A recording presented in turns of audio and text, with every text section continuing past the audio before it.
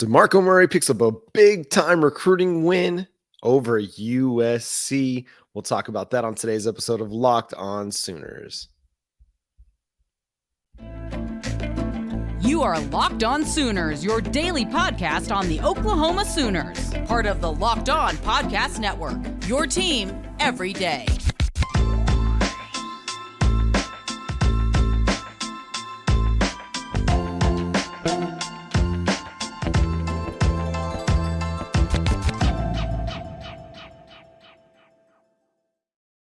What's up, Sooner Nation? Happy Friday to you. My name is John Williams. Welcome to Locked On Sooners. Today's episode is brought to you by LinkedIn. These days, every new potential hire can feel like a high-stakes wager for your small business.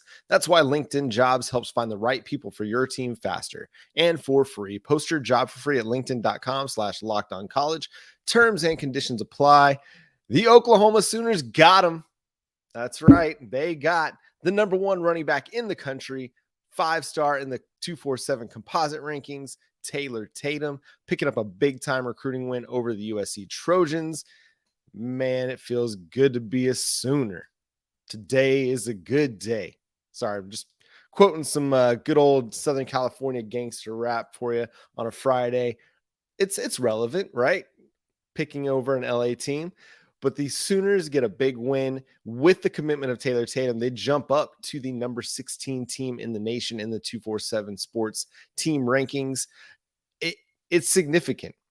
Anytime that you can add the number one player at any position, it's not only significant for that class, but it's significant for future recruiting because you can look back and you can say, hey, we had the number one running back, the number one quarterback, whatever it is, you can use that as part of your recruiting for that recruiting class and for the future.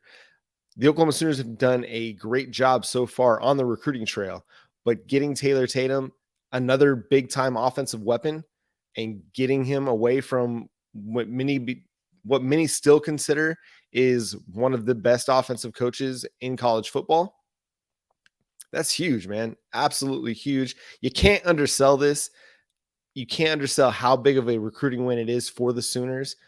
And it's following that trajectory and that trend that we've been seeing lately where they're picking up wins over Georgia. They're picking up wins over in Alabama. I mean, they're doing the work on the trail that's getting them these big time prospects. And a guy like Taylor Tatum, he's a game breaking player. I mean, we talk about guys like, Caden Durham that has speed. Well, Taylor Tatum has got speed in his own right. I mean, he was a 200-meter winner at the district and area competitions, qualified for state as well at the 5A level, and he's just a dynamic running back with the ball in his hands. We talked with Brian Smith earlier this week on the show, and he was talking about Tatum's ability not just as a runner but as a receiver too. So you're getting a dual threat running back in the 2024 class to go along with a ton of other great receiving threats for your future quarterbacks to work with. I mean, this is a huge win. Taylor Tatum, he's going to be a big time player for the Sooners. How quickly he gets on the field, that'll depend to how quickly he acclimates to Oklahoma's system, the program, the culture, all that jazz. But given what they've done in the last 2 years on the recruiting trail, they don't have to rush him on the field. There's no need for him to be a big-time contributor as a true freshman, which isn't a bad thing. Like, yeah, you want true freshmen to break out if they earn it, and they do. Like a guy like Jaquays Petaway, who seems to be moving the needle for the coaching staff on the field with the quarterbacks. That's a guy that could play as a true freshman, but you don't want to force them out there if they're not ready. Well, if a guy like Taylor Tatum gets on the field, he's going to have to overcome a guy like Javante Barnes and Gavin Sawchuk, who will be in their third year with the Sooners. Or he's going to have to earn those snaps over the 2023 guys in Caleb Hicks and Dalen Smothers. So he's got the talent to do it. And so when 2024 comes around and they're making that move into the SEC, which, by the way, this is going to be a big part of it too.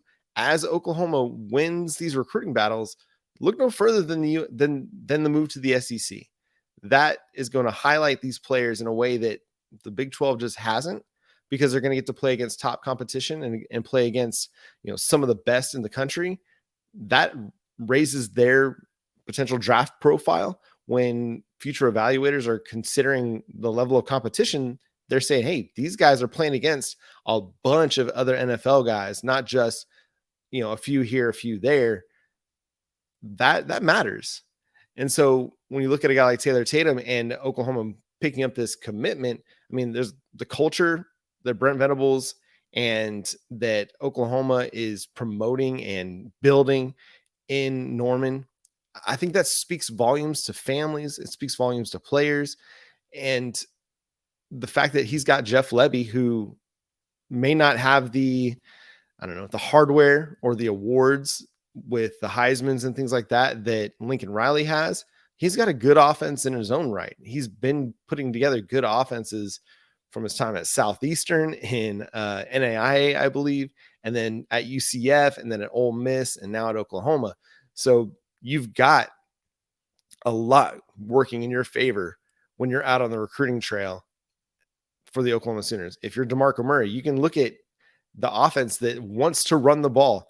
I know we think of Jeff Levy's offense as a pass-first offense.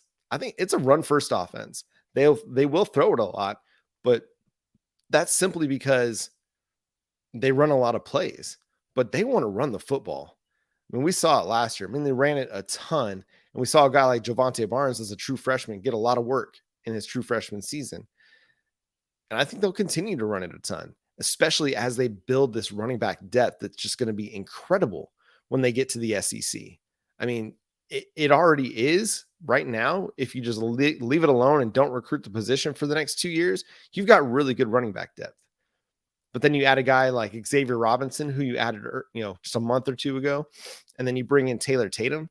That enhances that depth so much more, and it just makes it so much better that if you're a team that wants to run the football and run it a lot, it's important to have a lot of good running backs to do that with.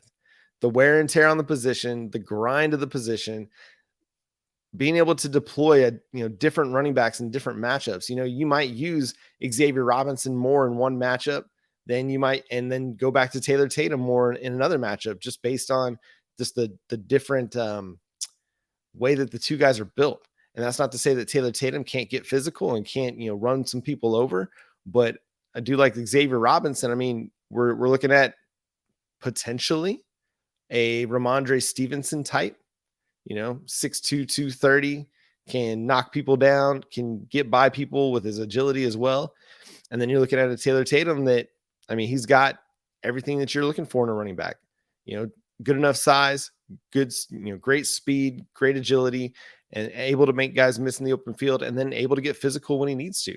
So a huge, huge commitment for the Oklahoma Sooners. You can't understate it enough. Anytime you get the number one running back in the class, a top 40 player in a class, that's big, big, big time. And so now Taylor Tatum becomes the number one or the highest rated prospect in Oklahoma's recruiting class. And man, it's not even done yet. There's so much more still to come on the recruiting trail for the Sooners between now and September that it's just going to blow us away, I think, all the time as we talk about who they continue to get. And so this is a class that continues to be on the rise. And we'll talk about a few recruiting predictions that came in on a Thursday night here. But first, let me talk to you about our friends over at eBay Motors. If you're looking for new parts, join a championship team just like eBay Motors. It's all about making sure every player is a perfect fit. It's the same way when it comes to your vehicle. Every part needs to fit just right. So the next time you need parts and accessories, head to eBay Motors with eBay Guaranteed Fit. You can be sure every part you need fits right the first time around. Just add your ride to My Garage and look for the green check to know that the part will fit, or your money back. Because just like in sports, confidence is the name of the game when you shop on eBay Motors. And with over 122 million parts to choose from, you'll be back in the game and in no time. After all, it's easy to bring home a win when the right parts are guaranteed. Get the right parts, the right fit, and the right prices on ebaymotors.com. Let's ride. eBay Guaranteed Fit only available to U.S. customers. Eligible items only. Exclusions apply.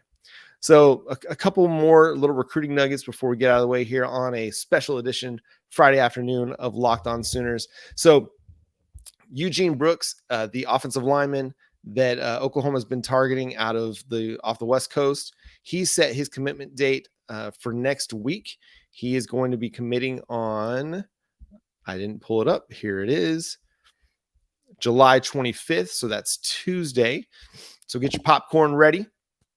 This is a recruiting battle that's coming down to the Oklahoma Sooners and the Texas Longhorns. So what's significant about this is, I mean, recruiting predictions from Oklahoma people have been coming in for some time, but on Thursday evening, we got a recruiting prediction from Jordan Scruggs of Texas Insider. This is a crystal ball from 247 Sports, predicting that Eugene Brooks will land with the Sooners. So you can pretty much take that one to the bank. If a recruiting battle is coming down to OU in Texas, and a Texas Insider is projecting OU, you can pretty much assure that is going to go in Oklahoma's favor.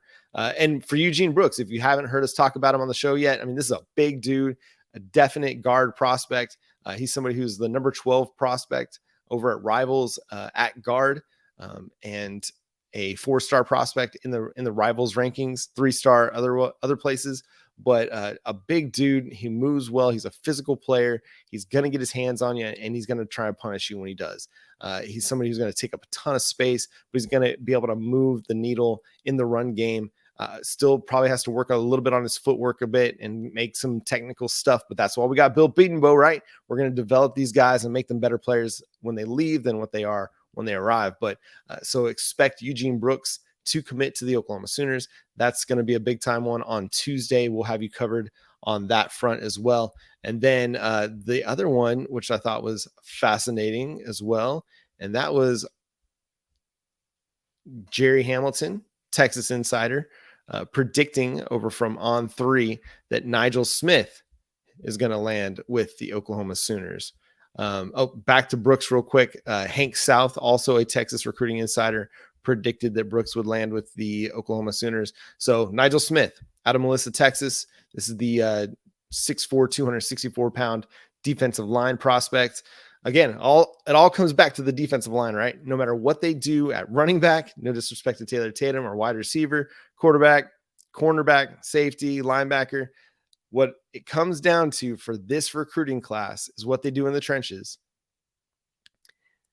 Now, the offensive line stars, they're not going to look much like the defensive line stars. This decent defensive line class is on pace to be a historic class. I mean, we talk about what Texas A&M did. I think it was the 2021, 2022 cycles with all their 4- and 5-star prospects that they added. I mean, Oklahoma is going to do something similar in this class, and it's going to be absolutely nuts. I mean, they've already got Wyatt Gilmore in the boat, 4-star prospect out of Minnesota. They've already got Jaden Jackson in the boat, 4-star defensive tackle prospect out of Indiana by way of IMG Academy in Florida. And who am I forgetting? I think that's it for now. I feel like I'm blanking on somebody. Let me see if I can find it real quick, because I don't want to leave anybody out, because that would not we don't want to do that. We don't want to do that here on Locked On Sooners. I know that they've got more defensive line prospects coming down the pipeline, with Williams Nwaneri committing on August 1st and David Stone committing on probably before the season starts. Let's see, there's Wyatt Gilmore.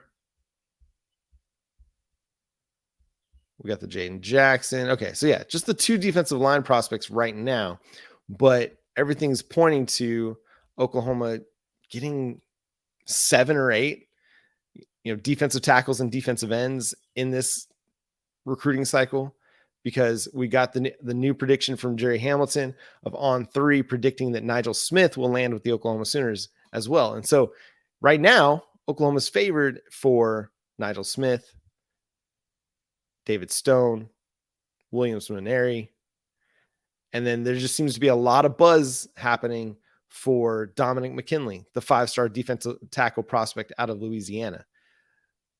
You throw those 4 into maybe Danny Okoye, the Noah prospect, who, again, he's going to have visits with Alabama, and Oklahoma is going to be his final visit before he makes his decision.